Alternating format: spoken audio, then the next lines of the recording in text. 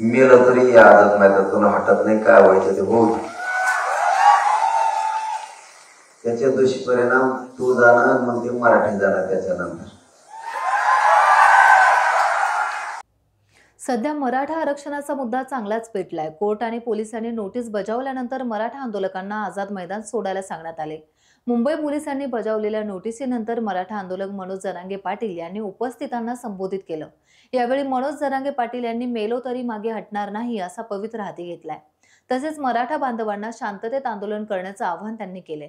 यावेळी जरांगे यांनी आझाद मैदानावर मराठा बांधवांना संबोधित केलं. मेलो तरी आझाद मैदानातून हटणार नाही, काय व्हायचं ते होऊ द्या, त्याचे दुष्परिणाम ते जाणो आणि मराठे जाणो, असं मनोज जरांगे पाटील म्हणाले. मराठा आंदोलनाविरोधात दाखल झालेल्या याचिकेवर काल सुनावणी पार पडली.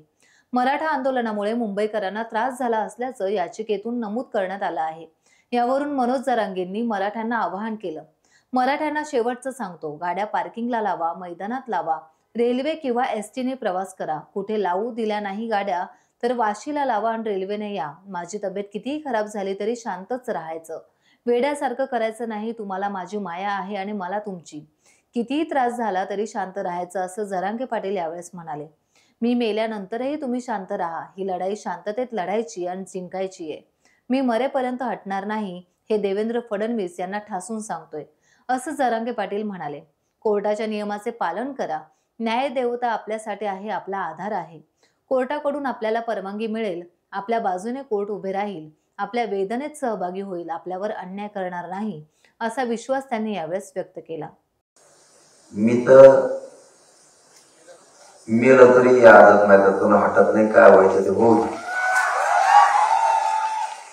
त्याचे दुष्परिणाम तू जाणं, मग ते मराठी जाणं त्याच्यानंतर. कुठल्याही स्तराला गेला तरी मी कोणत्याही टोकाला जायला तयार आहे, पण मी मागण्याची अंमलबजावणी घेतल्याशिवाय हटायला तयार नाही. मराठी काय असते हे 350 वर्षानंतर पुन्हा एकदा बघायचं असलं त्याला माझा नाविलाज आहे, पण मी मरुस्तरीतून हटत नाही. आणि मराठ्यालाही सांगतो,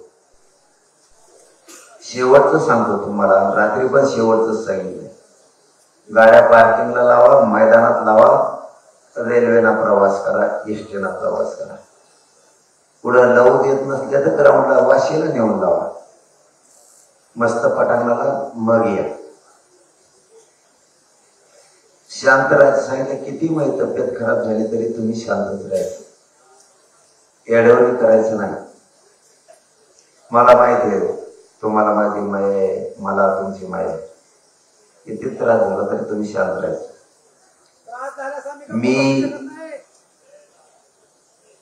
मी मेल्याच्या नंतर तुम्ही तरी पण शांतच राहा, माझं आव्हान.